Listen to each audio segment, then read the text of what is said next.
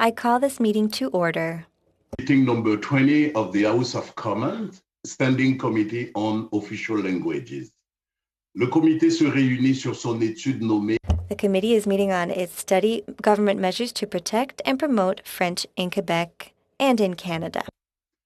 To ensure an orderly meeting, I would like to outline a few words to follow. Pour celles et ceux qui For those participating virtually, I would like to take this opportunity to remind all participants to this meeting that screenshots or taking photos of your screen is not permitted. And this was mentioned by Speaker Rota on September 29th, 2020. Members and witnesses may speak in the official language of their choice. Interpretation services are available for this meeting. You have the choice at the bottom of your screen of either FLOR, English, or French. Avant de prendre la parole, Before speaking, click on the microphone icon to activate your mic. And when you are finished, please mute your microphone to minimize interference. a reminder that all comments by members and witnesses should be addressed through the chair. Lorsque vous parlez, exprimez-vous lentement. When you speak, please speak slowly and clearly. Exceptional circumstances, the use of headsets with a boom microphone is mandatory for everyone participating remotely. On fait une exception cet après-midi pour notre témoin. This afternoon, we will be making an exception for our witness. Please let us know about any technical difficulty we may suspend in that case, given that we must be able to guarantee the full participation of all members. Donc, nous n'avons pas So no one is in the room this evening. Therefore, I would like to immediately welcome our witness. This evening we have Jean-Pierre Corbeil. He will have 7.5 minutes for his speech, which will be followed by question period by committee members. And as usual, I'll use a yellow card to let you know when 1 minute of your speaking time is left. And I will show you the red card to signify that your time is up. So, committee members, let us welcome Mr. Jean-Pierre Corbeil, Assistant Director of Diversity and Sociocultural Statistics from Statistics Canada. Mr. Corbeil, the floor is yours for 7.5 minutes. Thank you, Mr. Chair. Thank you to committee members and for inviting me to participate in this study on government measures to protect and promote French. I will speak to 3 key points. First, I would like to talk about indicators and concepts used to track the evolution of French in Canada. Second, I will describe some of the issues and challenges specific to the situation of French outside Quebec, as well as in Quebec. And lastly, I will conclude with a list of other topics requiring more in-depth analysis that need to factor in the growing complexity of language dynamics and multilingualism in Canada, and particularly in Quebec. First of all, what do we mean by the situation of French in Canada? There are actually a number of indicators and concepts used to track its evolution. For example, the traditional ones that look at the change in the size and proportion of the population with French as its mother tongue, the population with French as the main language used at home, and the population that knows French well enough to have a conversation. And while statistics on the use of French in the private sphere are very useful and reveal multiple facets of linguistic diversity, language policies, charters, and legislation focus on the public sphere. In this vein, it is very important and useful to collect and publish information on the language of work and on language practices in different areas of public life, such as language of instruction, daycare centers, cultural activities, public signage, communications with and services offered to communities, to name a few. So with all of these indicators, we need to determine which ones are most useful to track the status and evolution of French. The findings on the status of French could also differ based on whether only one indicator or several non-mutually exclusive indicators were used. Two indicators traditionally used to monitor the evolution of French outside Quebec, our mother tongue and first official language spoken, reveal that the French language population continues to grow in number, but decreases in proportion. The same observation was made for the population reported being able to have a conversation in French. The population that speaks French predominantly at home is declining in number and proportion, while the population that uses it equally with English is growing.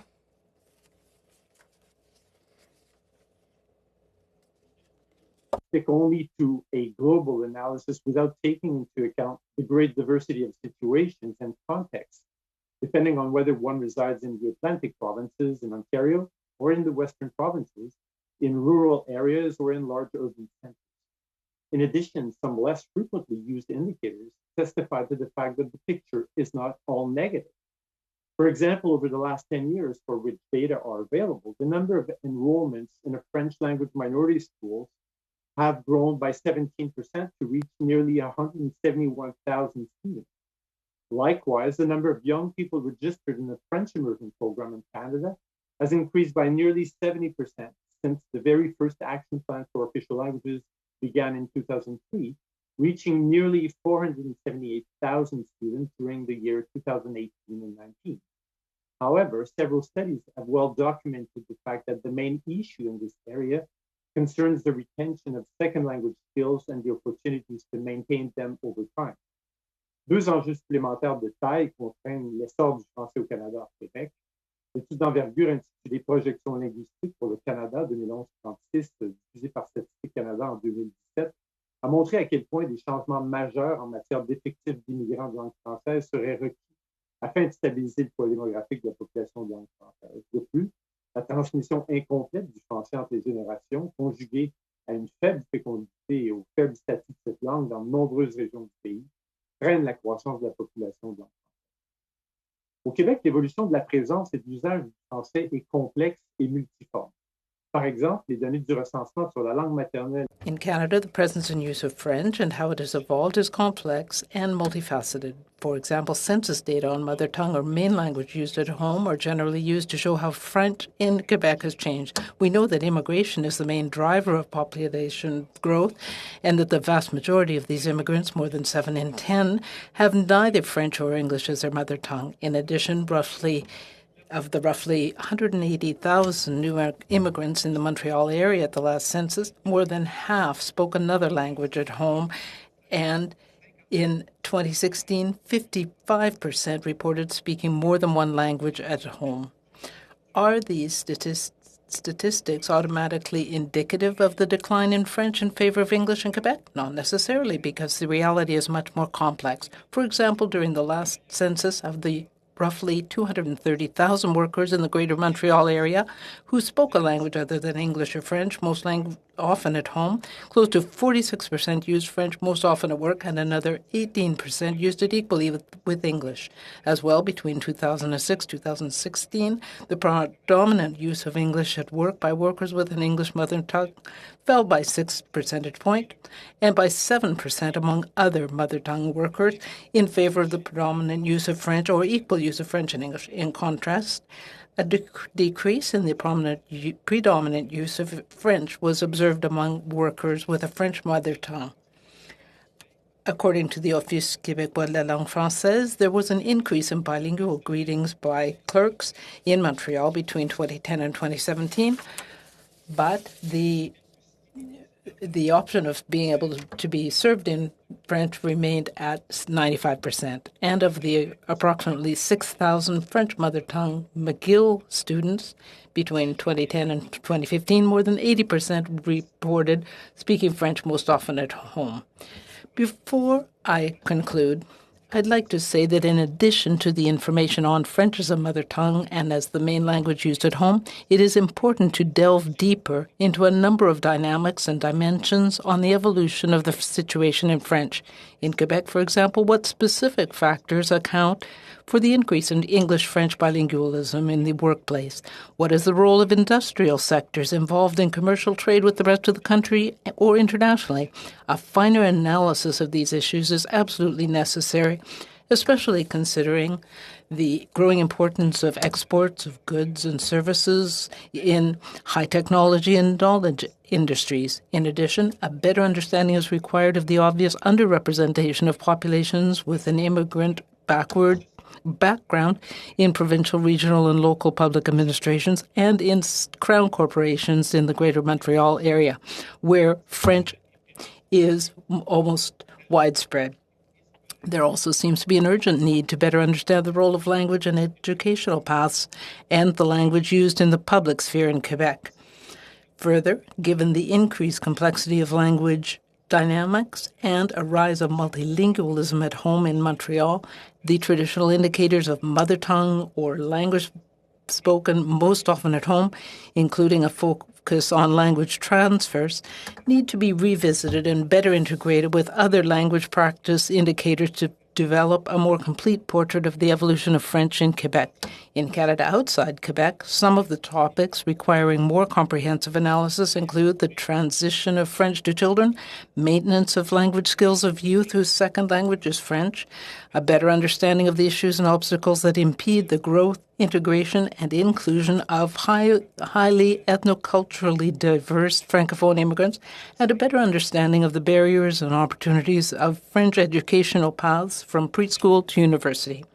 To conclude, the data to be collected in the 2021 Census of Populations coming May and in the Survey on the Official Language Minority Population in 2022 will be combined with data from other administrative sources and from surveys to build a rich data ecosystem which will help to enhance our understanding of the complex dynamics of the situation of French in the country. Thank you for your attention. I will be pleased to answer any questions that you have. Thank you very much, Mr. Corbet. We will now go to our first round of questions for 6 minutes, and the first to ask questions will be Mr. Dalton. Please go ahead, Mr. Dalton. You have 6 minutes. Thank you very much for your presentation, Mr. Corbet. You said that the French-speaking population is growing in number but decreasing in proportion. And you said that immigration is the main reason for that.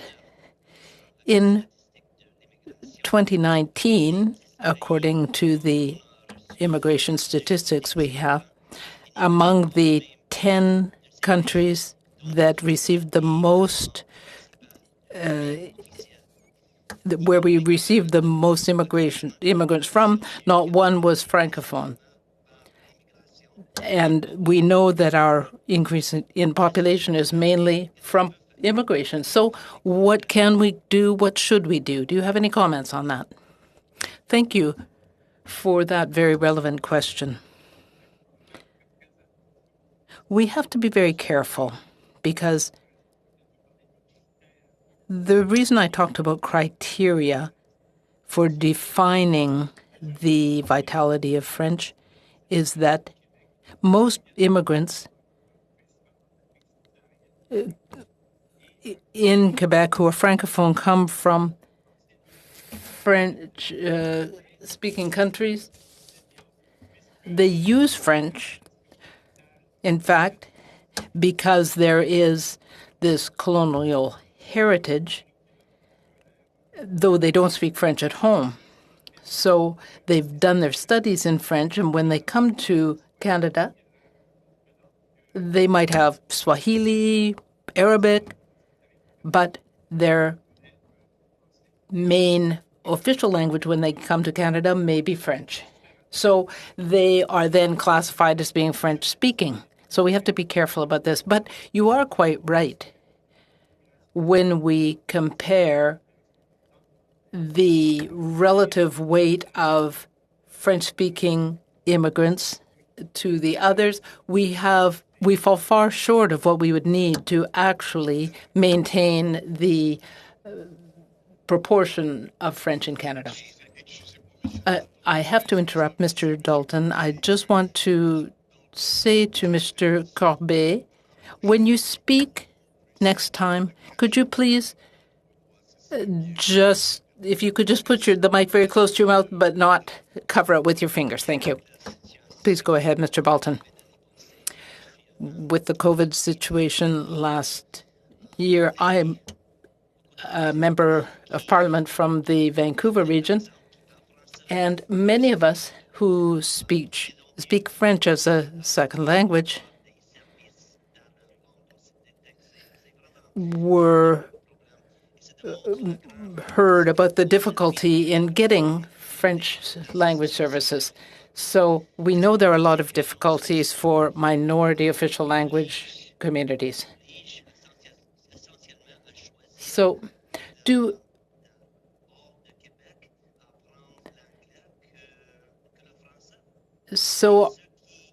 are those who are outside Quebec forced to learn English as francophones and francophiles? Well, that's another good question. What is very clear is that a lot of immigrants have a fair bit of English when they come to Canada. It's very important for them to integrate into a French-speaking society, but also to get into the labor market. And so it's important to have both official languages. What I wonder is if we could make a greater effort to attract French-speaking immigrants. So that's not really a question for you. Well, I'm encouraged, though, by the number of students who are in immersion programs. You said that there was an increase of 70% since 2003, and almost 500,000 students are in immersion programs. I think 54,000 of those are in BC. So that shows a lot of enthusiasm for learning French. And so that's a good thing. Across the country, there's that enthusiasm.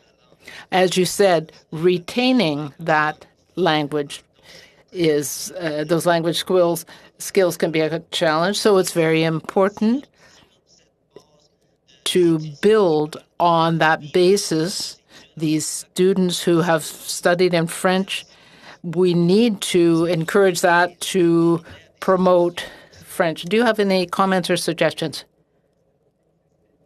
Well, from a statistical standpoint, this is the number one challenge because in the workplace, in the labor force, if people don't use their second language, then they will lose it with time. So maybe we should put more value on the knowledge of French in English, French in Canada.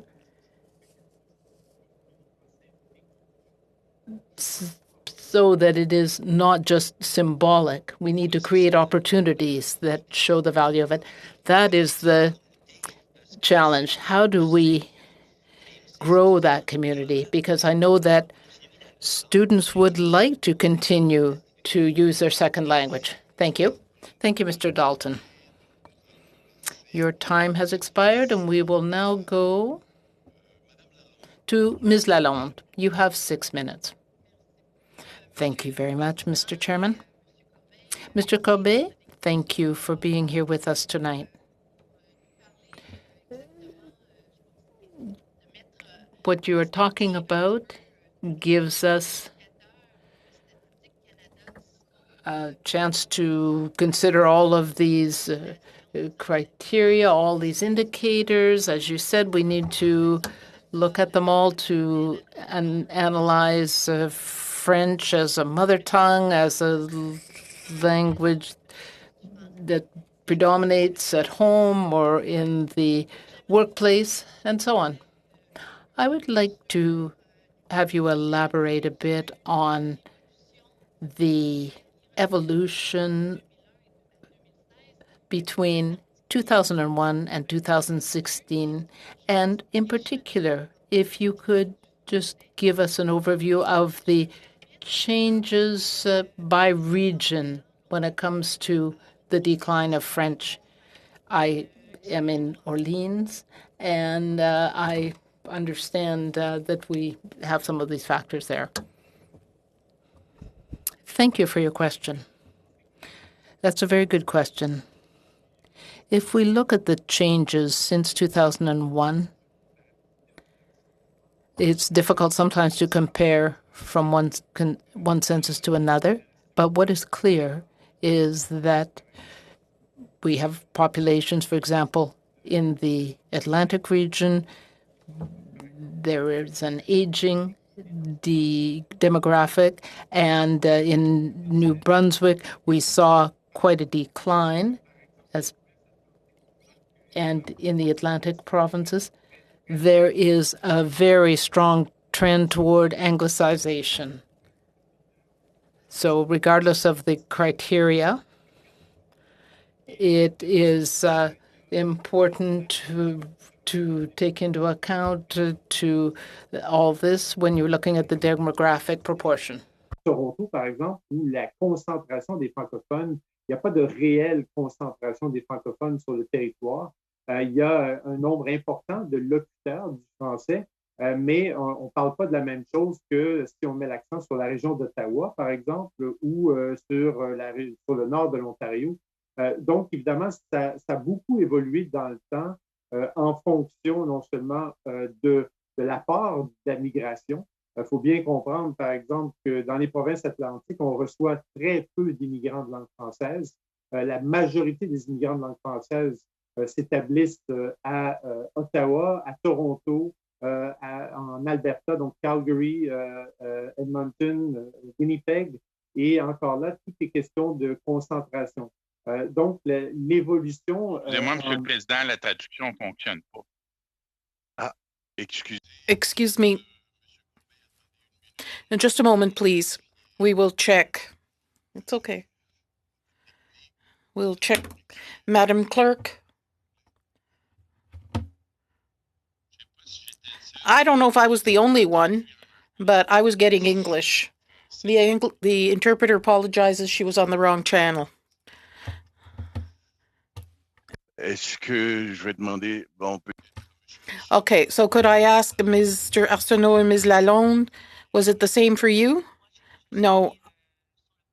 I'm listening to the floor, so the person was speaking French and I could hear him there was no echo in English. Same for me, Mr. Chairman, even though you didn't ask me. So, to be fair, the Liberals answered, the Conservatives too. So, Mario, unfortunately, I must say that I was listening to the floor right now. Okay, well, I'm on French interpretation, and I was hearing English, which is entirely the interpreter's fault. We apologize. I suggest you use the floor, Mr. Beaulieu, but for my part, maybe it's a bad connection. Yes, Madam Clerk. Mr. In the room, I can tell you that there was a little problem and the interpretation was on the wrong channel and it's now corrected. All right. Thank you. Excellent. Thank you very much. So the time had been stopped. Don't worry. We'll continue. We apologize, Mr. Corbeil. You have the floor. Please continue. No problem.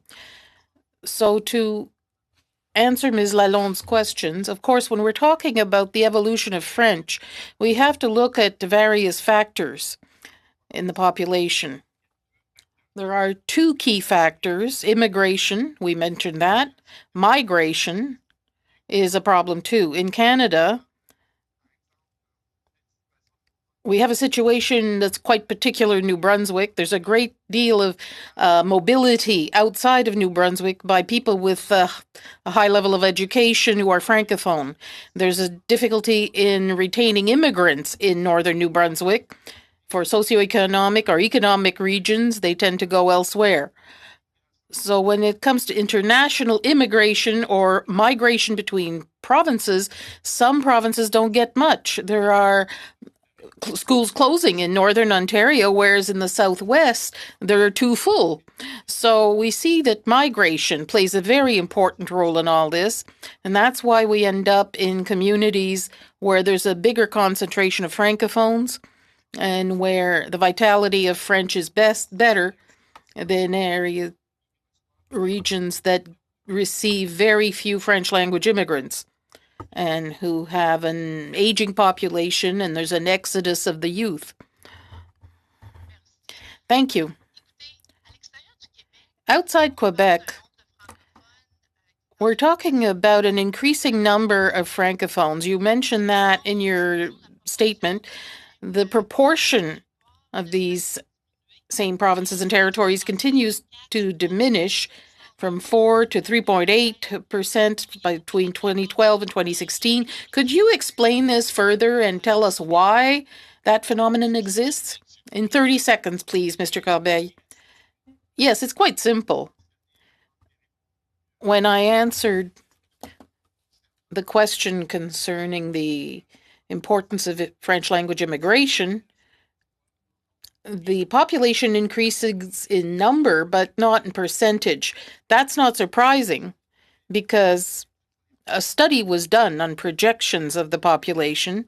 It showed that in order to maintain the demographic weight of this population, you'd have to triple the number of French language immigrants in order to maintain the demographic weight of that community. So there's an increase in English language immigration, so French language immigration is having trouble contributing to the growth. Thank you, Mr. Corbeil. So I'd like to stop right now. Now, for the next 6 minutes, we'll have Mr. Beaulieu. You have the floor, Mr. Beaulieu. Yes, hello. Thank you for your presentation, Mr. Corbeil. Often we get the impression that StatsCan gives an overly optimistic portrait of the situation. Now, the government, the minister responsible, have admitted that there's a decline of French in Canada and Quebec. Do you agree with that assertion? That's a major question. If you're asking me, is French on the decline? If you're talking about Quebec, what we've observed since the last census is a reduction in the use of French at home and at work, and greater use of both languages. We see linguistic transfer. 90% of immigrants should be adopting French and 10% English only, given the demographic weight of the English language community of Quebec.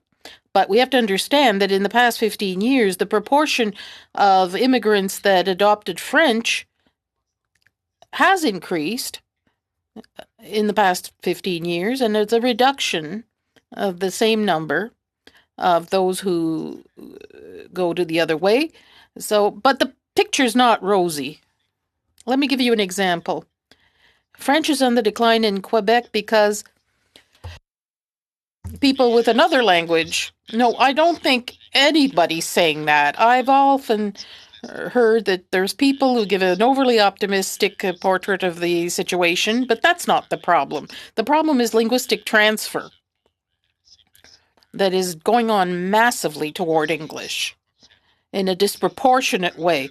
When you talk about the language spoken at home, in the Anglicization and assimilation process, you start by using English more at home with some French, and then gradually you go on to something else. If we look at the indicator of the main language spoken at home, there's a decline. And even the projections by Statistics Canada, when you're talking about the language used most at home, that's scenario 8, I'm told. We're told it'll go from 81.6% Francophone in 2011 to 73.6% in 2036. Now, do you agree with those projections from Statistics Canada? Do I agree with StatsCan projections? Well, what I would say as an answer is that we put great emphasis these things, there are many different indicators, not just one. Yes, it's true. The main language spoken at home will continue to decline. There's no doubt about that. That's what projections are showing, regardless of the scenario. However, having said that, let me give you another example. We have French language immigrants, or rather, immigrants who speak another language, who continue to use that third language at home, but they use French as their secondary language. Most of the analysts put that aside, saying it's not important. What we've observed is that 80% of those people in Quebec do speak French as a second language, not their main language at home. 80% use French as their main language of work. So the question of indicators, we have to be careful with that. I completely agree with the fact that if we focus on the mother tongue, the majority of immigrants don't speak French as a first. Well, to me, that's not the most important indicator. But what I've noticed is that all the indicators are pretty much going along the same vein.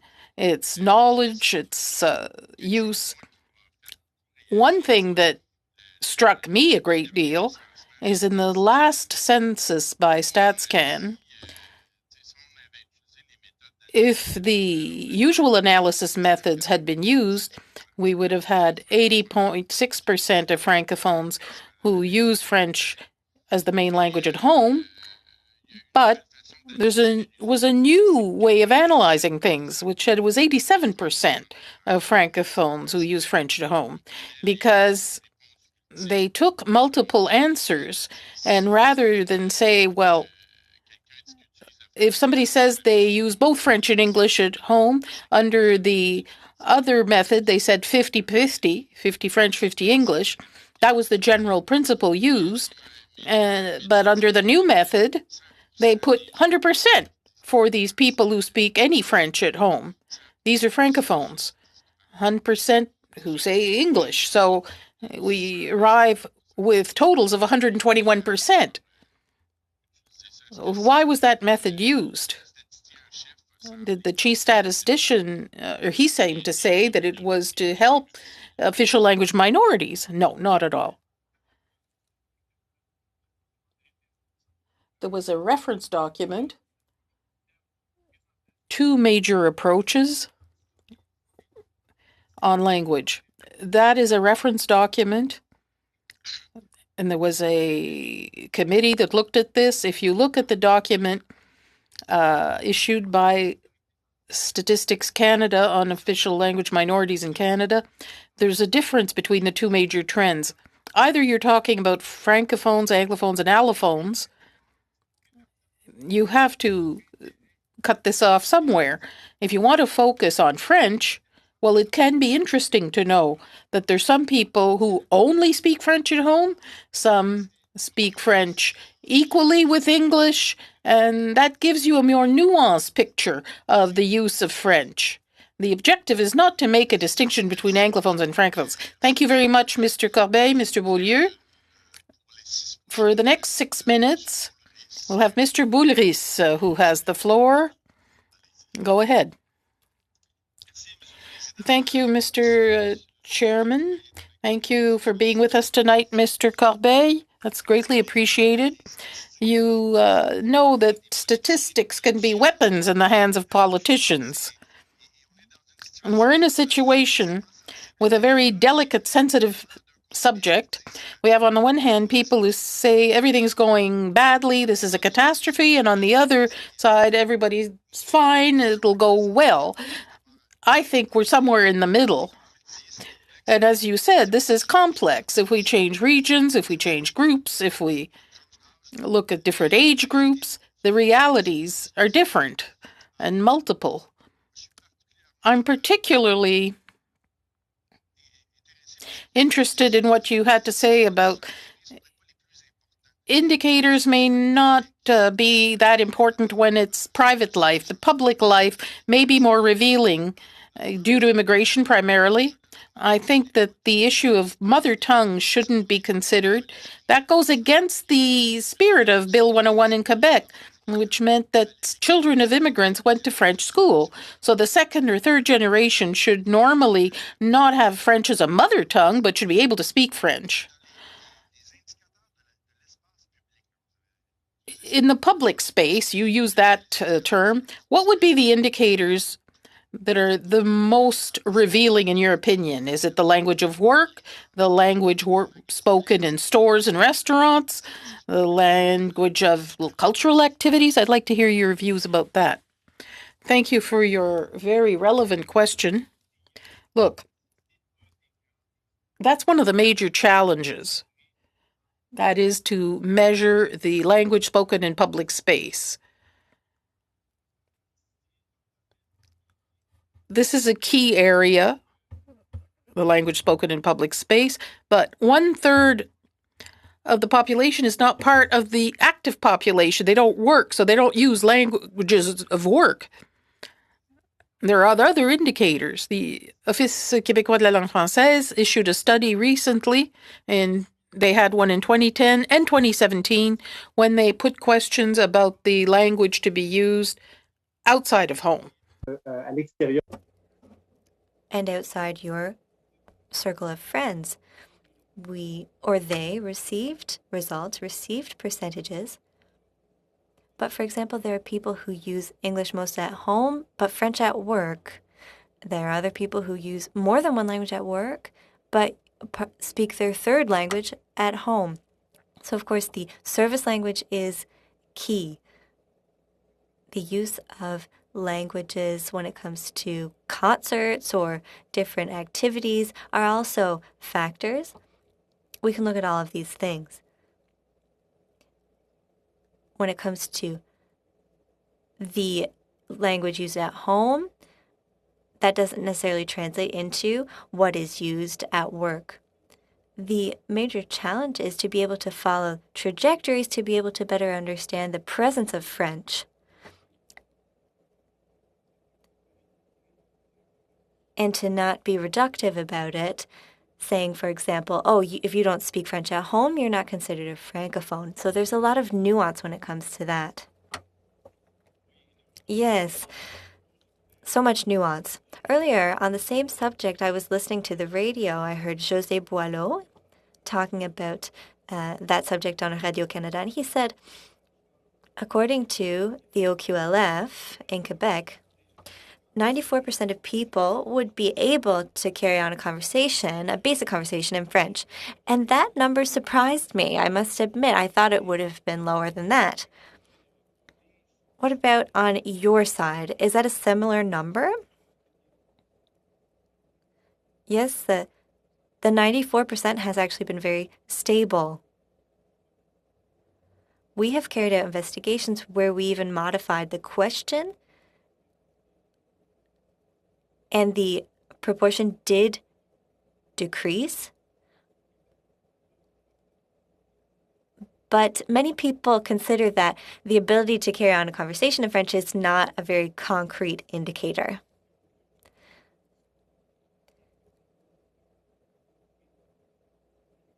It's useful to look at whether or not someone's use of a language is dominant. In 2016, 2017, there was a 4 to 7% increase in people who use French and English at work. But we really don't know what reasons explain that increase. Does it have anything to do with imports and export levels? But there are so many factors. We have a very hard time understanding also the distinction between whether it is linked to workplace, and perhaps it's also important to take into consideration high-tech machine translation used in the workplace, etc. So analysts need to look at more factors to be able to better understand and perhaps better influence the use of French. Mr. Boulris, you have just 15 seconds, even just 10 seconds. I think I will wait for my next round of questions, Mr. Chair. Thank you very much. Thank you for your understanding. Mr. Corbet, that means we will now move on to a 5-minute question round, and the first member who will be asking you questions will be Vice Chair Blaney. Thank you very much, Mr. Chair, Mr. Dubourg. And Mr. Corbet, I must tell you how happy we are to receive you this evening, because you are joining us at undoubtedly one of the most important studies that has been carried out in 50 years, because we're looking at the track record of health of our of French, which is one of our official languages. You mentioned 6 indicators, and of those 6, there are 5 that show French is in decline. In Quebec, you did mention a number of statistics, but perhaps could you talk about the data from 2017, your 2017 study? It sounded the alarm in Quebec on the state of French. Could you please paint us a picture of that, in addition to the data that you gave us tonight, so that we could have a clearer idea, and so that our committee can use that 2017 data in our report? So you're talking about Quebec or all of Canada? Yes, I would like to hear you talk about demographic projections and the decrease in the pool of francophones. You said it was always 80% francophones in Quebec, but after that point, it started to decrease. And I'd like to hear you talk about that, please. Certainly. And thank you for your question. Of course, demographic projections go through scenarios, and those scenarios are developed, and there are very many of them, and they're developed based on indicators and based on the 15 years or so beforehand. And of course, by using and examining those trends, analysts use micro-simulation, as we call it. We look at different experiences in a person's life. It could be immigrating, etc. And we know that if people have just given birth, it's less likely that they're going to move to a new province right afterwards, for example. So, what are the big results we got? We saw that Quebec mainly receives immigrants who said French is their mother tongue, but French is still declining in Quebec. There also has been a lot of English-speaking immigration in Quebec, so this impacts the relative weight, the proportional weight of French in general. And that, in turn, contributes to the fact that those immigrants will end up tending to use their English more than French.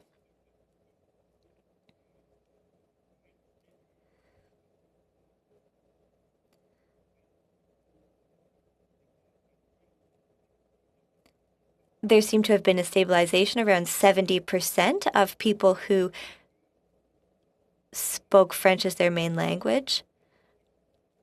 But it is also to take into account migration to and from the Montreal region. For example, in Laval and on the south shore of Montreal, where French levels are changing.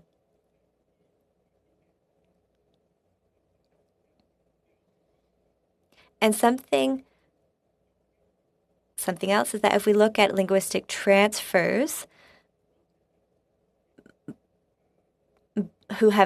by people who have a third mother tongue, what does that mean for the growth of?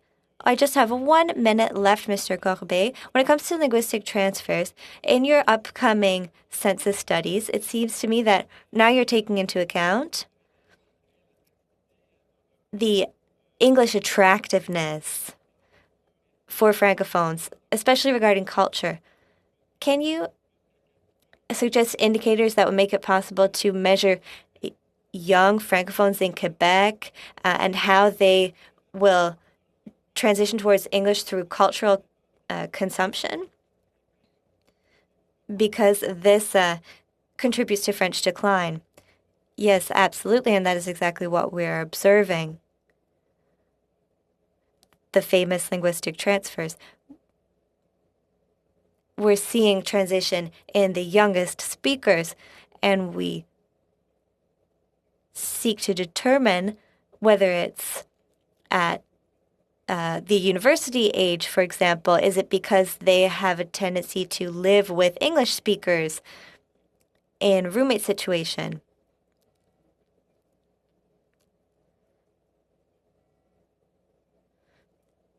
And it is necessary for us to follow these students over time in order to have concrete results, but it's difficult to do that. Thank you very much, Mr. Corbet. For the next 5 minutes, we have MP Arsenault. Over to you. Thank you, Mr. Chair. And welcome, Mr. Corbet. We have met a few times at this committee in the past. It is always excellent to receive you. You're so well prepared. You are a true statistician. I'm almost dizzy, not because you aren't clear, but because you are such a master of your trade, and we are not so much. I don't know where to begin. Perhaps I'll begin somewhere else then, on numbers about Francophones in the country. You said at the opening of your statement that immigration is the main driver for growth. Has that always been the case, or did it recently become the case? Mr. Corbet, yes, I'm just going to ask you to hold your microphone close to your mouth. Go ahead. Yes. It's the end of the 90s, actually, that immigration became a more significant driver of growth than fertility. So what I'm understanding from what you've said this evening, because all of my colleagues' questions have been excellent, what I'm understanding is that immigration today, and taking into account those who speak French at home and at work, is not sufficient to have a clear picture of the demographic weight of French in Canada, because this phenomenon is recently new in the history of the country. Is that what you're telling us? Yes. Because natural growth prior to immigration was the major factor.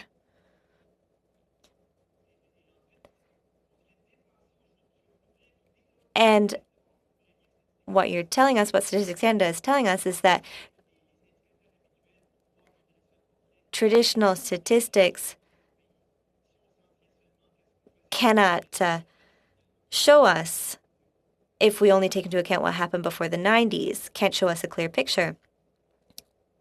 Well, the language spoken at home is very important, but all those factors wouldn't give us a full picture.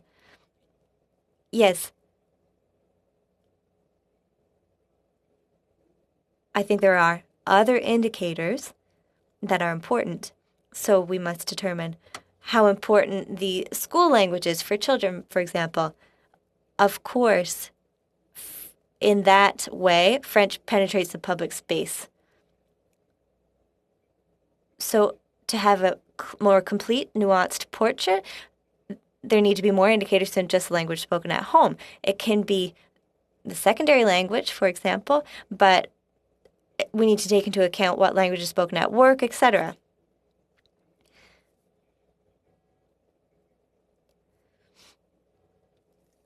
Because issues of linguistic transmission or non-transmission are important. So we need something more nuanced. I don't have very much time left. For the census project that we are looking forward to, could it enable you to come up with a more accurate portrait? Well, we have the great privilege of carrying out an investigation in 2022 on OLMCs. And it's a very rich questionnaire with many dimensions, many characteristics of the population.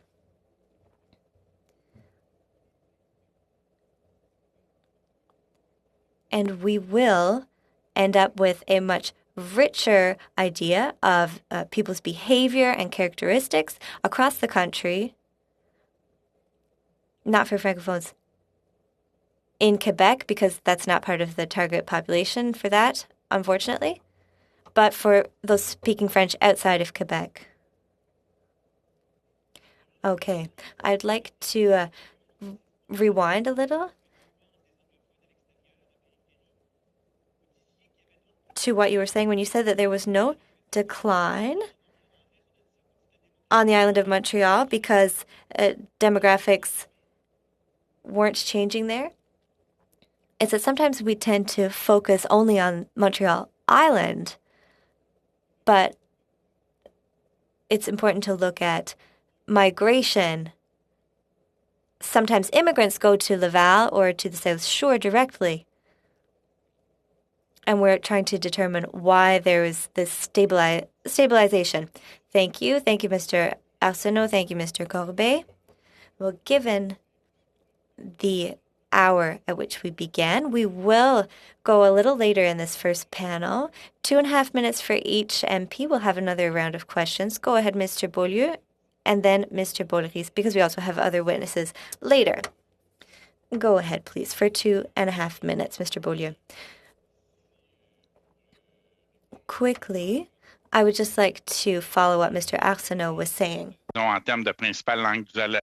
So if there isn't a decline in the language predominantly spoken at home on the island of Montreal, there is in the greater Montreal region. For example, in Laval, we've got the highest rate of decline of French. I just want to mention, too, that my colleagues seem to want to eliminate the mother tongue as an indicator. I think that we shouldn't limit it to that, but it should be an important indicator, because if the mother tongue is not passed along to the next generation, then we have a loss there. Some people say that we are in a climate crisis, and so we have a disaster on our hands. So this may not be the case for language, but we have to not put our head in the sand either. So I would like to talk about the influences on this situation, and I think a clear influence is the common language in public. And if French is that predominant language in public, then that will help. Is that not true? Yes, that's a great challenge, because if somebody has a third language as their language at home, they may choose English as their next language. So it is a challenge. Perhaps the greatest challenge is to deal with this bilingualization that we are seeing in the Greater Montreal region. And I think we need a better understanding of why things are moving in that direction. Well, my perspective is that Bill 101 is trying to make French the common language in public, and so if people have to choose between one way or the other, we know that Anglophones dominate in Canada, and so bilingualism can be problematic. Thank you. We're out of time for you, Mr. Beaulieu, and we will now go to Mr. Boulris for a last question. Thank you very much, Mr. Chairman. I have the impression, and I heard this recently, I am certainly in favor of the precautionary principle, as my colleague was suggesting. We need to base our decisions on evidence and science and facts. So in your opinion, Mr. Corbet, what are the main factors in the decline of French in Quebec and across the country? And of course, as you said, it depends on the region. Is it immigration? Is it the language spoken at home or in the workplace, or the transfer from one language group to another? What are the main factors? Well, it's quite complex, and so it's hard to give a short answer. But we do have to be careful when we talk about linguistic transfers. Then there aren't very many policies that can really have a strong influence on that. Over the past number of years, the number of immigrants who did not know any French when they arrived in Quebec seemed to have been on the increase. And so if more of them speak some English already, then that has an influence on the language toward which they tend to move as their stronger language. So there is also the educational pathway. So that is my question, really. For Francophone communities outside Quebec, where they're definitely the minority, would having education in French be the best tool? Yes, I think everyone agrees on that. It's very important in order to stabilize and even revitalize the minority language. It plays a very strong role. Thank you. Thank you very much. I want to thank Mr. Corbet sincerely. Mr. Chairman, perhaps we could just remind him that if he had something to add that he didn't have time to say, he could send something else in addition to the committee. Thank you. Before going to Mr. Beaulieu, he does have something to say. He said it to me earlier. So I want to thank you on my behalf and on behalf of the committee for accepting our invitation, Mr. Corbet, and for contributing to this study. Thank you again, once again.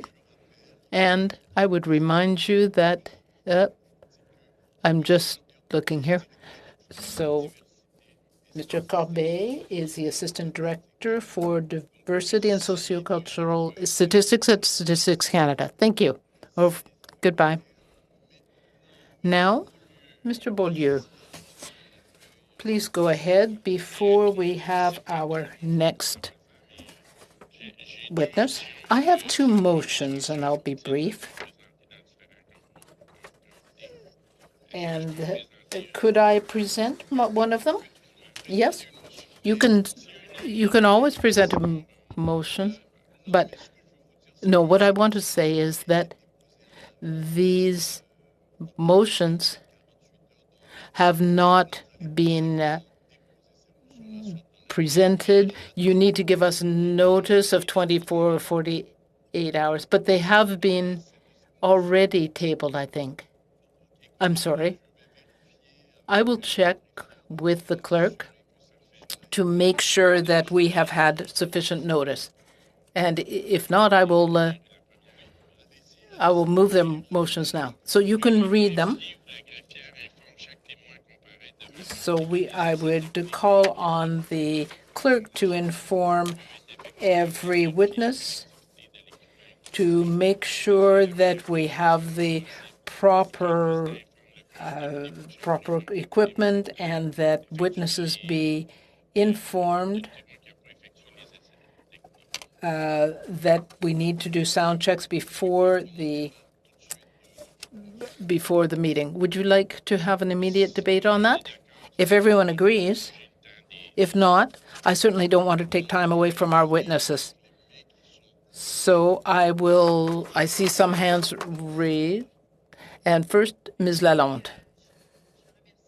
I want to thank my colleague for introducing this motion, but I think that we have witnesses waiting, so I'm a little bit disappointed that we would make our witnesses wait.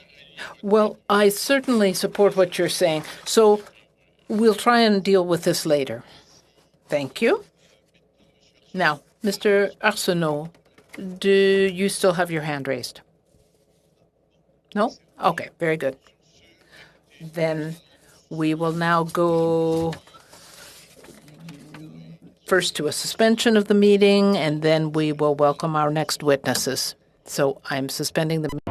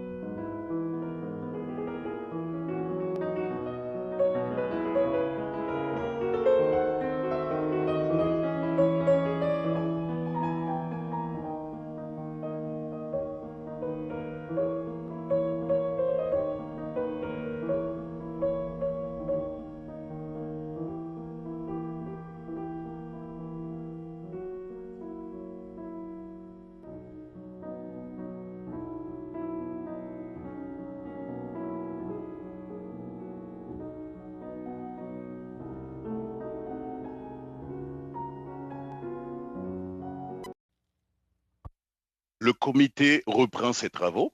The committee is resuming today.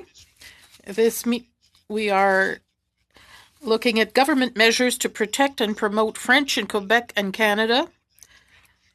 For the benefit of the witnesses, avant de prendre la parole, Before you speak, please wait till I name you. Once you're prepared to speak, please click on the microphone icon. comments should be addressed through the chair. Les services d'interprétation. Interpretation services are offered similarly to normal meetings of the committee. So at the bottom of your screen, you can choose between the floor, English, or French. Please speak slowly and clearly. When you are not speaking, your mic should be on mute. J'aimerais maintenant souhaiter. I'd now like to cordially welcome our witnesses this evening. You will each have 7.5 minutes for your presentations, and I will notify you when you have 1 minute left, and when your time is up, it will be the red card. And the members are well aware of that procedure. So, as witnesses tonight, we have with us, as individuals, Mr. Charles Castonguay, a retired professor, and Mr. Patrick Sabourin, a doctor in demography. So, I will open the floor first for Mr. Castonguay for the coming 7.5 minutes. Mr. Castonguay, please turn on your microphone and go ahead. Thank you. Président. Thank you, Mr. Chairman. Good evening, ladies and gentlemen. Policies are failing to preserve both Canada's English-French linguistic duality and the French character of Quebec itself. My conclusion is based on close to a half-century of census data. But first, a word on why our language policies are failing us. The more a minority language group is concentrated within a given territory, the better it resists assimilation to the majority language. A language policy aimed at preserving the French-speaking component of Canada's population should therefore have aimed first and foremost at maintaining and promoting French, the French character of the province of Quebec. But Canada's Royal Commission on Bilingualism and Biculturalism rejected such an approach.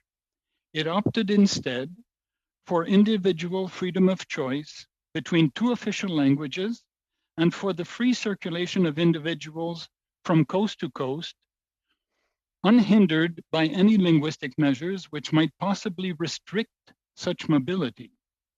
This kind of linguistic free trade principle has guided Canada's language policy ever since.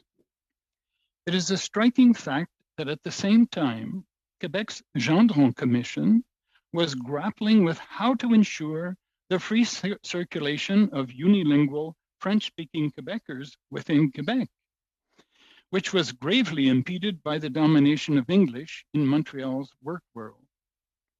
Quebec therefore opted for a policy with French as sole official language and with a charter of the French language geared to make French the default language of public communication between all Quebecers, including at work. Conflict was inevitable between Canada's free trade, official language of your choice policy and Quebec's protectionist, one official and common language approach. The outcome was equally inevitable. The courts have left precious little of Quebec's charter intact. This has had dire consequences for French in Quebec and automatically for French in Canada as a whole. Now for the statistics. The French mother tongue component of Canada's population has plummeted from 29% in 1951 to 21% according to the last census in 2016. Since Canada's initial Official Languages Act, the percentage of Canadians speaking French as main home language has declined just as rapidly. In contrast, Canada's English-speaking component has just about held its own. The crushingly superior power of assimilation of English is the principal explanation for this. The assimilation of Canada's French mother tongue population to English as main home language has increased steadily from less than 300,000 in 1971 to over 400,000 in 2016. At the same time, the assimilation of non-official mother tongue Canadians to English has risen from 1.2 million in 1971 to 2.7 million at the last census, whereas their assimilation to French has reached a mere 250,000, a large part of which derives from Quebec's selection of immigrants who had adopted French as main home language abroad before coming to Quebec. On the whole, the overall gain which English draws from assimilation of all kinds in Canada has increased from less than 1.5 million persons in 1971 to over 3 million in 2016.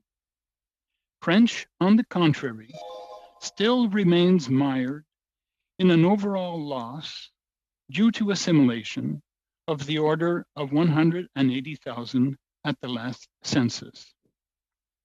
At the level of Canada as a whole, therefore, Canada's language policy and Quebec's sorely weakened charter have taken together in no way stopped the erosion of Canada's French-speaking component. Since lately, things are not any rosier for French in Quebec. Indeed, between 2001 and 2016, the last 15 years, Quebec's French-speaking majority has plunged at record speed to a record low. In contrast, there too, in Quebec, English has equally for the first time in census history roughly maintained its weight in Quebec as mother tongue and increased its weight somewhat in terms of main home language. The most stunning development is on Montreal Island, where French mother tongue youths have become more bilingual than their English counterparts and are now adopting English as main home language at the rate of 6%. As for the rest of Canada, the Anglicization rate of the French mother tongue population outside Quebec has steadily increased from 27% in 1971 to 40% in 2016. The most eloquent evidence of the failure of Canada's language policy is, however, the Anglicization rate of Francophones in Canada's very capital. It has exactly doubled since Canada's initial Official Languages Act, rising from 17% to 34%. It even topped 40% in 2016 among the capital's younger French mother tongue adults, a proven forerunner of greater Anglicization yet to come. It is high time, therefore, to aim Canada's language policy more squarely at preventing further erosion of Canada's fading linguistic duality.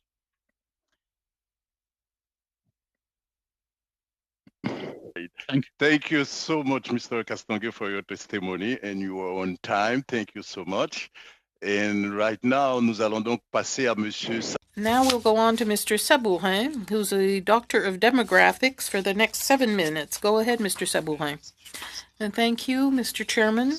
Hello, everyone, and thank you for having invited me. First of all, I'd like to begin my speech by saying that I'm here as an individual, as a scientist, a demographer, and a citizen concerned with the future of French.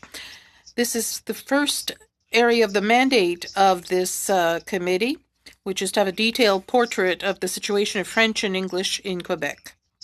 So I'd like to present the fruit of my research on the demographic future of French in Canada. I'd like to inform you that the correspondence sent to witnesses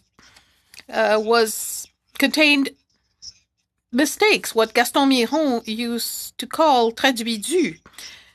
Sentences that look like French but are really the French version of something English. I'm not saying this as a purist, but the federal government, because it's an institution and claims to be bilingual, it must be exemplary, especially when it's the Official Languages Committee. A living language, not something that's filtered. When a language is only a translation, it cannot be truly alive in the federal government. How can the government therefore have the moral authority to defend the French language in this country? As Professor Castonguay showed, French is on the decline in Quebec and Canada and has been for a while. This decline is accelerating in Quebec since the early 2000s. In my speech, I'd like to talk about the causes of this decline and prospects for the future. We're talking about a weakening of the demographic weight of Francophones compared to other linguistic groups. Fewer people, therefore, less demand for French language services, less opportunity to work in French, fewer immigrants who want to learn French and be with Francophones, etc.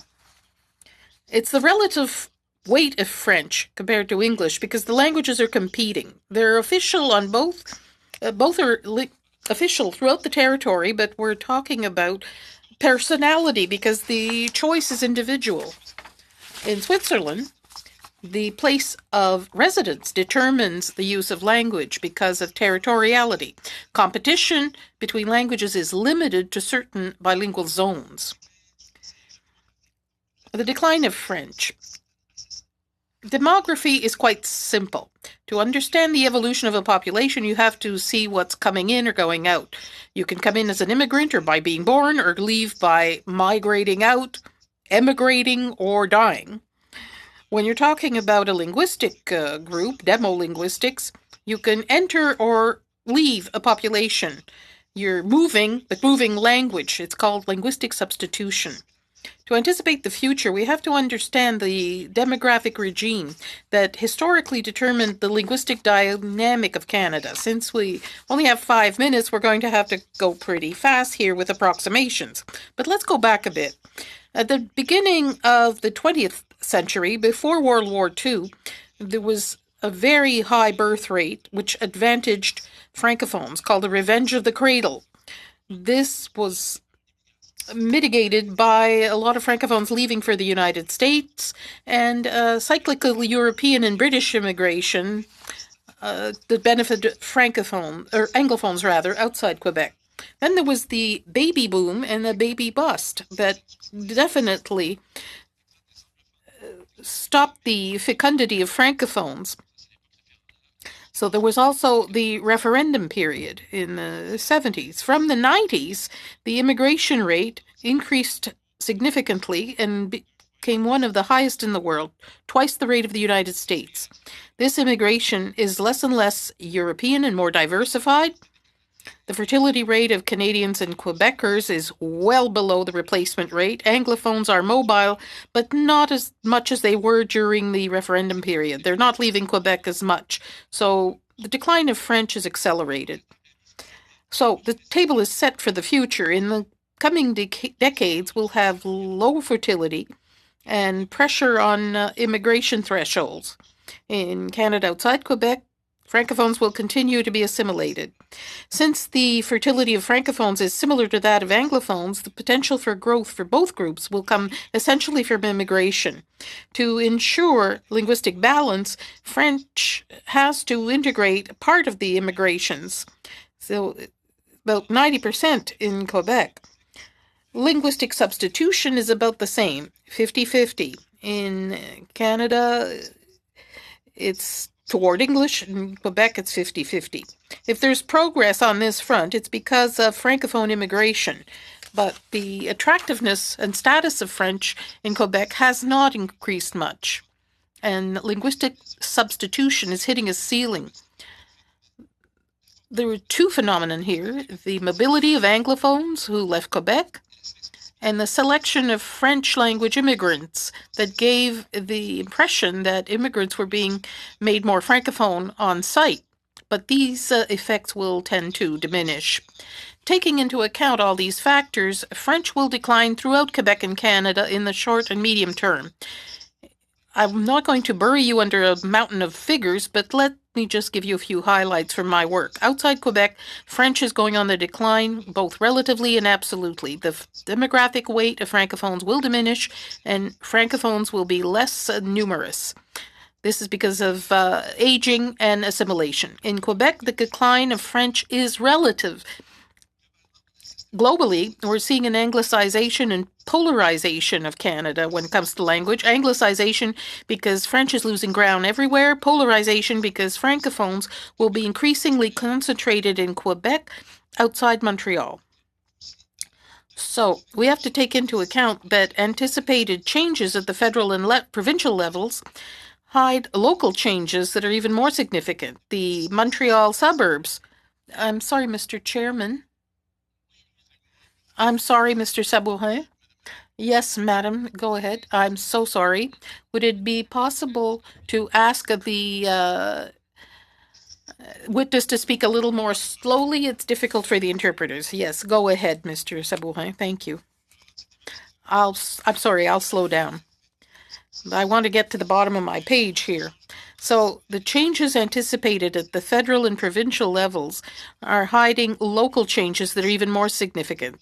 Montreal suburbs are in great mutation, and this will continue in coming decades. We're seeing spatial dissemination of anglicization. The geographic concentration of these speakers are a key factor. More speakers are concentrated, more the vitality of the language will be significant. When there's a large number of people who don't speak French and adopt English, integration will increase. One last thing, the proportion of bilingual Francophones is increasing in Quebec, and that will continue in the coming decade. The consequences in the long term are not well understood. It could be an increase in English cultural assets, reducing incentives for Anglophones to learn French, an increase in the use of English in the public space. That's something we will see. Have to investigate. Thank you. May I just give you my conclusion? Well, I promise you. In conclusion, in the current situation, a decline of French is inevitable for the coming decades everywhere in Canada. Thank you, Mr. Sabourin. I'll seize this opportunity to let you know you can send us your brief if you wish. That would be very helpful. If you could send those to the committee via the clerk. I'd also like to thank you very much for your comment that you made at the beginning regarding the correspondence that you received. I take that very seriously, and I will pay close attention to that, and if necessary, we will contact you. But please rest assured that we will do all necessary to rectify the situation. We will now move on to the question period. For the next 5 minutes, it's Mr. Godin. The floor is yours. Thank you, Mr. Chair, and thank you, Mr. Sabourin and Mr. Castonguay, for being with us this evening at this late sitting. I find it interesting and disappointing. Interesting to hear your words, but disappointing regarding the future of the French language. I have a burning question.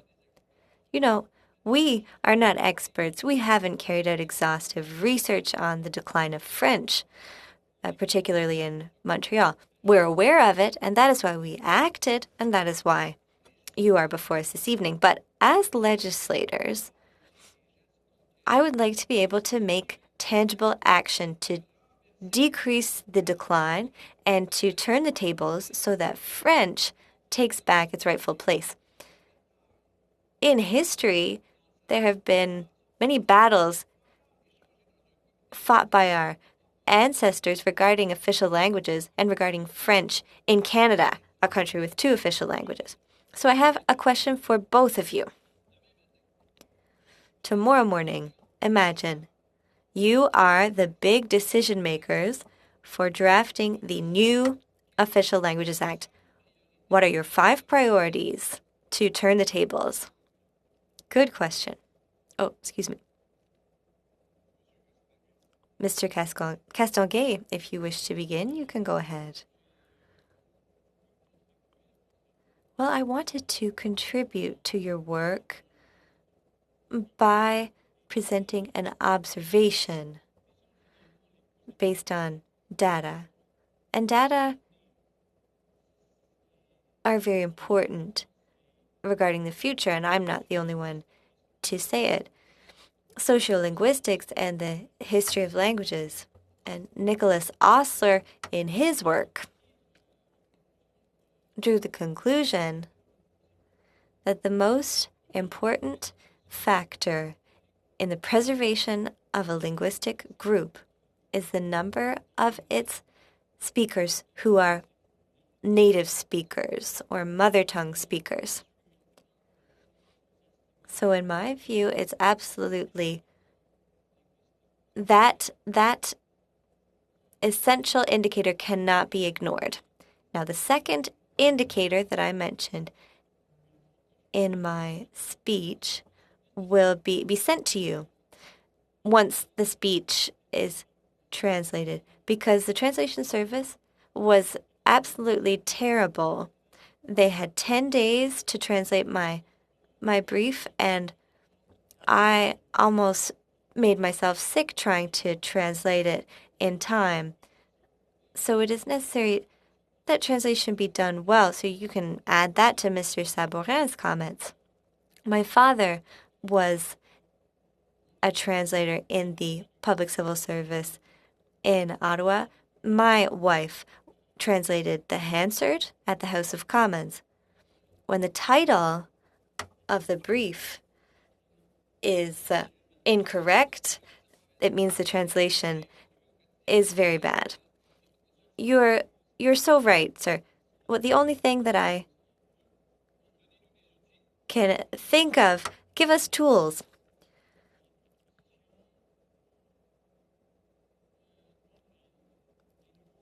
Well, it brings to mind the proposal regarding newcomers in Quebec who are candidates for Canadian citizenship, that they would have to prove that they have sufficient proficiency in French. That would be the first step, in my view, towards making a difference between living in Quebec and living in Canada. And I'm sure that if there were to be an investigation, 80 or 90% of Quebecers would agree that newcomers to Quebec must be capable of understanding French, the language of their host society. Thank you very much, Mr. Castonguay. Mr. Chair, I'm not sure if any time is left. You have 15 seconds. Mr. Sabourin, can you answer quickly in 15 seconds? Unfortunately, just 15 seconds. Well, yes, no problem. I'm a fast speaker. You have 10 seconds, Mr. Sabourin. Well, I can tell you that language planning in Canada needs to change. That's the first thing I would say. It needs to move from a personality principle to a territorial principle, like in Switzerland. That's what I would say. Thank you very much. For the next 5 minutes, Ms. Martinez Ferrada, go ahead, please. Thank you, Mr. Chair. And thank you to the witnesses for being here this evening. I'll move on quickly to my questions since we don't have much time.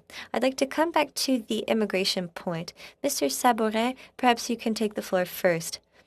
Mr. Castonguay, I understand what you're getting at regarding immigration, but I myself am an immigrant and I learned French. And I always pride myself on being a Bill 101 girl, as I lived in Quebec during that time. And I am convinced that not only will French stop declining because of more French immigrants, but also more immigrants learning French. We heard from Statistics Canada about the immigration rate versus the fertility rate and the impact that that has on the future of the Francophonie in Canada. Do you agree in targeting Francophone immigration outside of Quebec and perhaps better targeting immigration in the regions of Quebec? We also need economic immigration in Quebec. Can you answer, Mr. Sabourin? Go ahead, Mr. Sabourin. You don't need to wait for me. I always wait for the chair's permission. That's a good question. It has a multifaceted answer. If you could count on a Francophone immigration, if you could count on immigrants learning French, if you could count on having immigrants who would speak French, and if you could count on being able to tell those people where to go and live. But it's not that simple. The regionalization of immigration is a puzzle and has been for decades.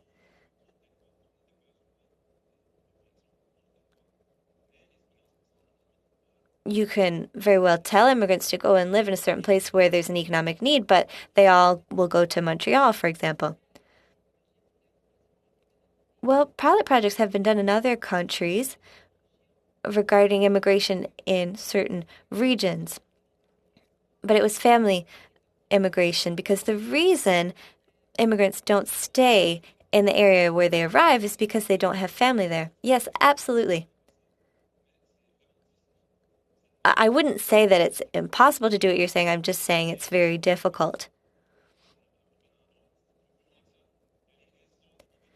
There are immigrant networks. There's a whole culture in Montreal. There's a community of immigrants that helps them to feel more at home in Montreal. That is a factor to consider. And it's important to be careful with the idea that Francophones who immigrate outside of Montreal will save Francophones outside of Montreal, outside of Quebec. Not necessarily.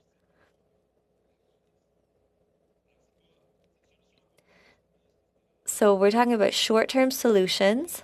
It's like an immunobooster, but it's not a long-term solution. I'm not sure if Mr. Castonguay would perhaps like to add anything. Go ahead. Well, quickly, Mr. Castonguay, could you answer one more question? The size of the Francophonie in the rest of compared to the rest of Canada, can you talk about that proportion? Well, I would just like to compliment the answer regarding immigration outside of Quebec. Francophone immigration towards Quebec can help the Francophonie thrive and survive in Quebec and also in Canada. But in my brief, I confirmed that Quebecers are migrating outside of Quebec just the same way as international immigrants are migrating to provinces outside of Quebec. And at the very first generation of this, people are transitioning to English. And I can give you one example out of many examples is in British Columbia. The Anglicization rate of Quebec migrants to British Columbia, and that makes up half of the population of Francophones in BC. They are Anglicizing at 71%. And international Francophone immigrants are doing that at 65%. So in fact, they are contributing to the weight of the Anglophone majority. I'm sorry, your time is up, Mr. Castonguay. Mr. Beaulieu now has the floor for 5 minutes. First question, it's a general question.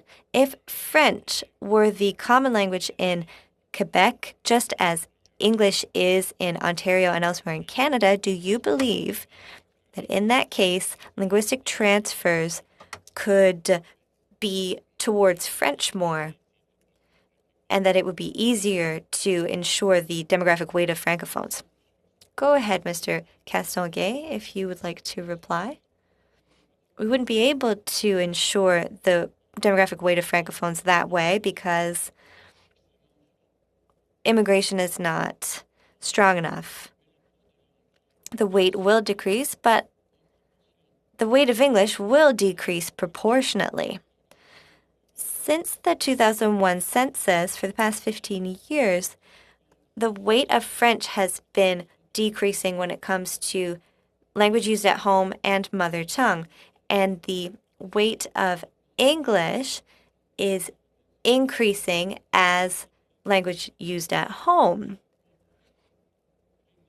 So there is somewhat of an imbalance, and we could come back to the Charter of the French Language's first version, which was very coherent and would have done the job. I'm convinced of it. And today, Canada would need to contribute and encourage Quebec to move in that direction. It is in the interest of maintaining English and French linguistic duality in Canada. Perhaps just to add something, Bill 101 was aimed at having French as the language of service for everyone, with an exception for Anglophones in Quebec. But we've come back to a full bilingualism gradually. But as you have just said, in the spirit of Bill 101 as it was originally designed, then we could have French as a stronger influence.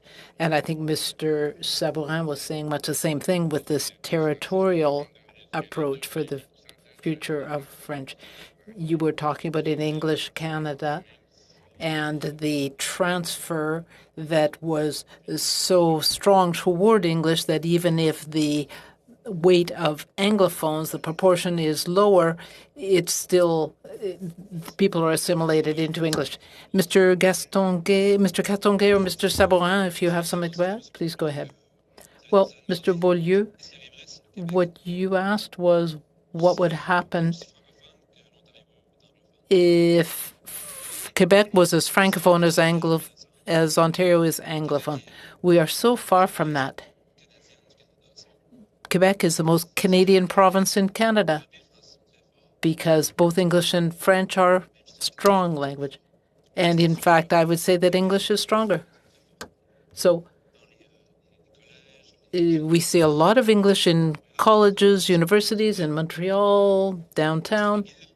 You've got McGill University, Concordia, Dawson College, all of those. So English institutions are extremely strong there, and we don't have an equivalent for that in Ontario. The Official Languages Act and all the programs for Quebec are aimed at strengthening English and English institutions. By doing that, is the federal government actually doing damage to French and making it so that French is not the common language? So Mr. Sabourin had started along these lines. So what I'm saying is the stronger the institutions are for a given language community, the stronger the language is. So if there is not that support, then it is hard to have French as the common language. 15 minutes. Oh, great. Oh, I'm sorry. That was a mistake. As you can see, 15 seconds, just very quickly.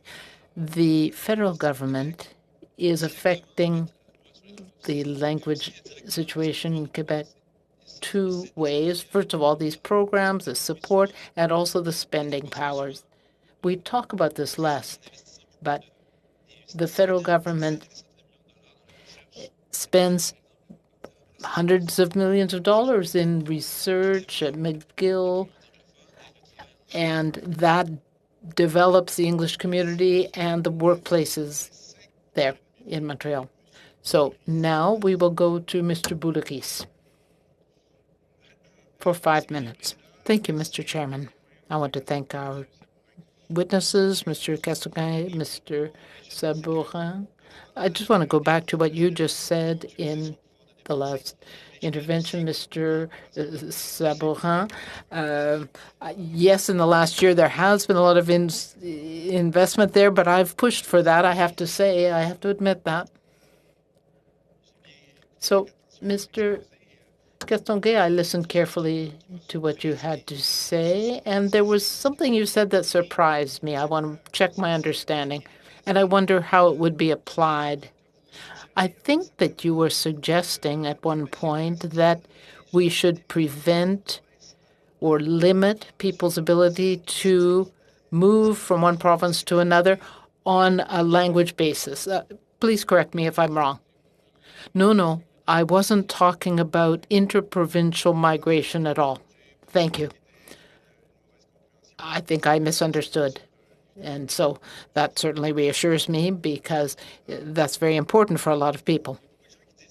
A lot of people say, Mr. Castonguay, that the management of language training for immigrants could be improved.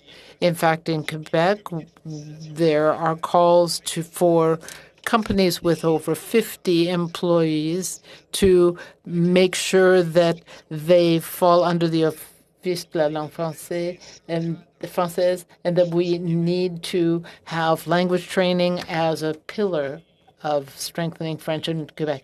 Well, yes, I agree. The proposal that I made was to think about this idea of having newcomers be required to have an adequate knowledge of French in order to become citizens, because this would be a first step toward a territorial approach, because Quebec would then be distinct from any other part of North America. And this is something that could be done in the short term. It would have a very significant impact on new immigrants. Even before the requirement was actually applied, they would take action. Even Statistics Canada has pointed out that between 2001 and 2004, they followed immigrants, for 4 years. They did a longitudinal study, which is rare and expensive, and they found that allophones, that is, those who have a third language, which is neither English nor French, those who did not speak any French when they came still did not speak it 4 years later or understand it. They could get by in English, they learned or used their mother tongue, but that is the kind of situation that I'm talking about, because every immigrant that is given Canadian citizenship in Quebec without knowing French that's a slap in our face. I only have 5 minutes, so thank you for repeating your proposal. I had heard it. I quite agree that Quebec has control over economic immigrants, and those are the majority. And of course, there are exceptions, family reunification and refugees and so on. We do have international obligations in those regards. Mr. Sabourin, immigrants who have learned French abroad, who come to Quebec or to Canada, lose their French over time. So I would like to know what impact the immigrants coming from French-speaking countries of Belgium and France have over time. Well, perhaps I wasn't clear. Since Bill 101 was passed and we came to have more control over economic immigrants, then we have seen a gradual increase in the adoption of French because of Francization efforts.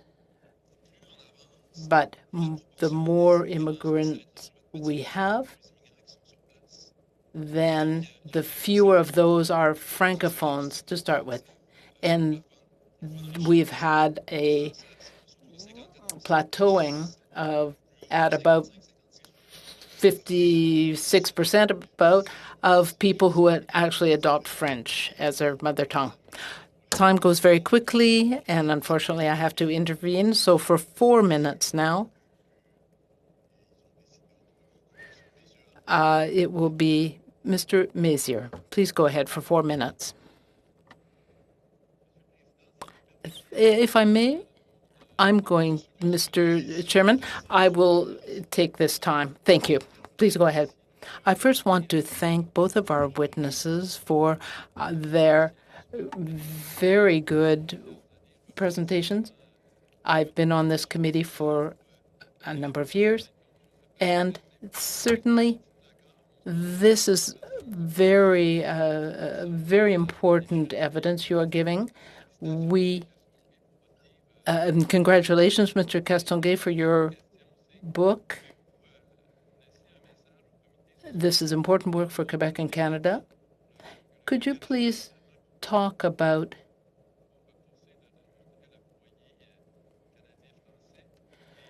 how the federal government should reinforce French as the mother tongue?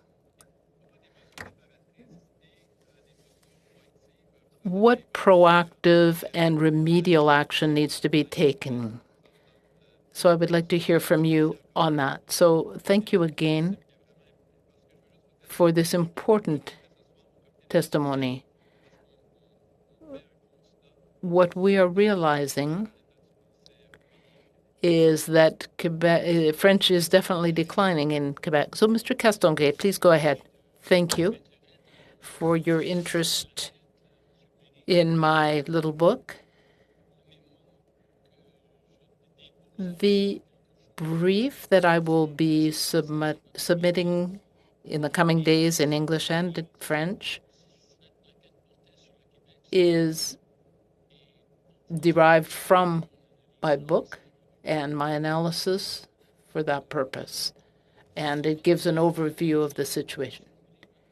Could you just reformulate your question? Well, we'll wait for your conclusion, so thank you. So I want to know how we can prevent this erosion of French. So, Mr. Sabourin, could you tell us how the Official Languages Act could better strengthen French? So you will get the last word here. Well, that's a very broad question.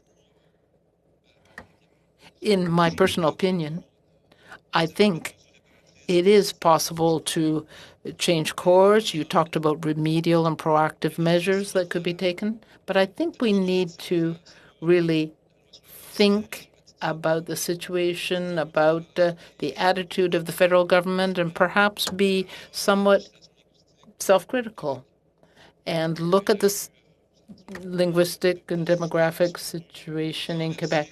There have been court decisions that have overturned unanimous resolutions by the National Assembly. And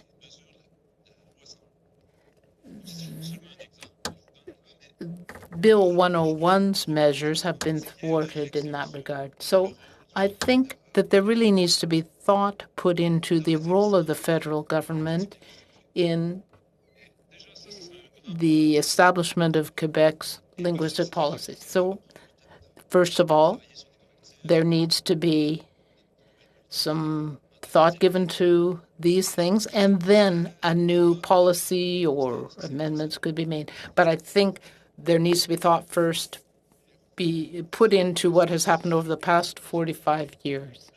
Mr. Blaney, you only have a few seconds left. So we will now go for 2 minutes, and I know that's not very much, to Mr. Beaulieu.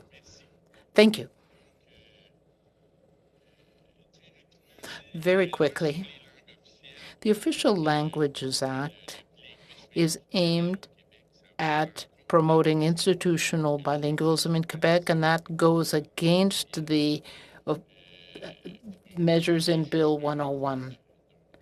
And you talked about court decisions and the federal government's interventions in Quebec that thwarted the impact of Bill 101. So if the federal government stopped doing that, or if the principle was integrated into the Official Languages Act, that efforts could not interfere with the impact of Bill 101. What would you say to?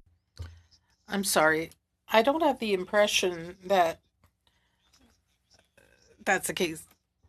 It's almost a constitutional piece of legislation, so it's difficult to have what you're proposing. Well, the bills like that, to apply Bill 101 to companies under federal jurisdiction, that would be a step in the right direction. But if that can't be done, to my mind, that means the only solution is the independence of Quebec to protect French. We have to try to achieve this, though. That there be bilingualism in federal institutions is one thing.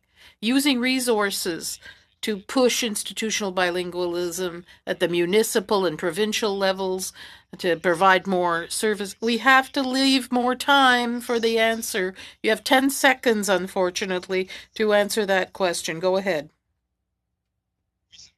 Yes, it could help. It'll be difficult to do. 10 seconds, is that right? Excellent. Thank you very much, Mr. Sabourin.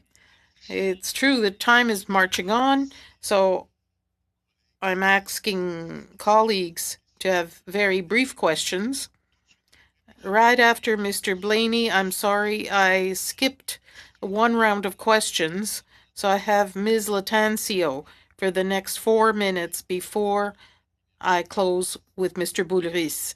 So, Ms. Latanzio, you have the floor for 4 minutes. Thank you, Mr. Chairman. I, too, wanted to thank both our witnesses, Mr. Castonguay and Mr. Sabourin. I'll try to hurry up. My question would be to you, Mr. Sabourin. You're the elected. You heard Mr. Corbeil, our statistician, who talked about linguistic projections for Canada. He tabled a document from 2011 to 2036, and that document mentions the decline of French throughout the country, including Quebec. But also, he talks about projections for the Anglophone minority of Quebec. So, in this report, it says that this decline is due to the increase in immigration. It says that official and mother tongues, French and English, are in decline for the benefit of third mother tongues, other mother tongues. So I'd like to hear your opinion on that. What do you think of those projections, first of all? And secondly, what can you tell us about the decline of English in Quebec? And lastly, what do you attribute that decline to, most specifically? Go ahead. You can turn on your microphone, please. Yes. My microphone is on. Perhaps we'd get back to something here. You said that, Statistics Canada projections pretty much are in keeping with mine, but I don't see any reduction in English in Quebec. It's stable. Are you sure about what you just said? Because there'll be a reduction in the percentage of Anglophones in Canada overall, but the proportion of Anglophones in Quebec should be maintained or increase slightly. I refer you to the StatsCan website. It says that there was a study by René Houle and Jean-Pierre Corbeil that states that English will have a significant decline. Not Anglophones, but the English language will be on the decline throughout Canada. Yes, that's true. Over Canada, yes, there'll be a decline. But what we're saying, or what I said, and Mr. Castonguay said as well, is that decline will be, especially that of the mother tongue, the use of the language won't change much, and that decline will be much slower than that of French. So it's this power struggle between French and English that will be altered. There'll be greater power for English because it's in decline far less fast than French. So in your opinion, what accounts for that lesser decline of English? It's linguistic assimilation of immigrants, allophones, who tend to go toward English rather than French. Thank you. And I would add francophones too, because francophones who get anglicized can be added to the Anglophone population and are subtracted from the francophone population. That means that kind of linguistic assimilation is twice as important. It has much more consequence than the anglicization of an allophone. I'd like to point out, too, that the acceleration of anglicization of young francophone adults on the island of Montreal, that's what I talked about tonight. We don't take that into account in the projections of StatsCan in 2017. Those projections are based on the census about from 2001 and 2006 only. That's how they measure the assimilation. They're already obsolete, and that's an exercise that has to be redone with new data with the 2011 and 2016 censuses. Thank you, Mr. Castonguay, Mr. Sabourin. So the last question period will go to Mr. Boulris for 2 minutes. Mr. Boulris, you have the floor. Thank you very much. My first question is for Mr. Castonguay. I'm from the Quebec Union world, and as a union leader and a New Democrat, we've always pleaded for all workers in Quebec to be able to work in French and have communications and contracts in French with their employers. Now, when it comes to companies under federal jurisdiction, Maître Labelle was telling us that the Official Languages Act could be a tool to guarantee that Francophone workers have the right to work in the language of their choice. Is that a recommendation that you would support? Mr. Boulris?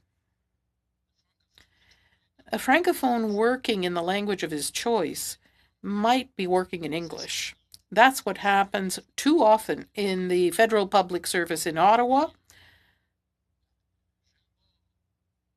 And I abhor that language, official language of your choice. We'd like to know whether Francophones are indeed working in French, not the language of their choice. Because you know as well as I did that the Official Languages Commissioner had done a study recently. Now, in my introduction, Mr. Castonguay, I was saying that we want Francophone Quebecers. I have very little time. I did say that Quebec Francophone workers have to have the opportunity to work in French and have communications with their employer in French. Do you think the Official Languages Act could be a tool to achieve that objective? Absolutely not. Absolutely not. Because a few weeks ago, 44% of people with a French mother tongue were inhibited. They felt constrained in their linguistic expression. They had to use English at work. in the public service of Canada, as well as in and companies that are subject to federal legislation, anything under federal jurisdiction. So if that's not the case after half a century of Official Languages Act, I don't see how that act, in its current state, can improve the situation in the least. Thank you. Thank you very much. I'm so sorry that's all the time we have. We've even gone over the time we had at our disposal. So on behalf of all the staff and the members of the committee, I'd like to thank you, Mr. Charles Castonguay, a retired professor. Thank you for having been with us and contributed to our study. And the same is true for Mr. Patrick Sabourin, a PhD in demographics. Thank you for your contribution.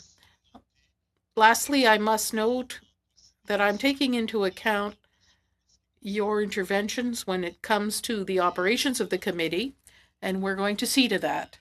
So, thank you very much. So I'd like to thank all those who helped us, the clerk, analysts, technicians. So with that, the meeting is adjourned. Have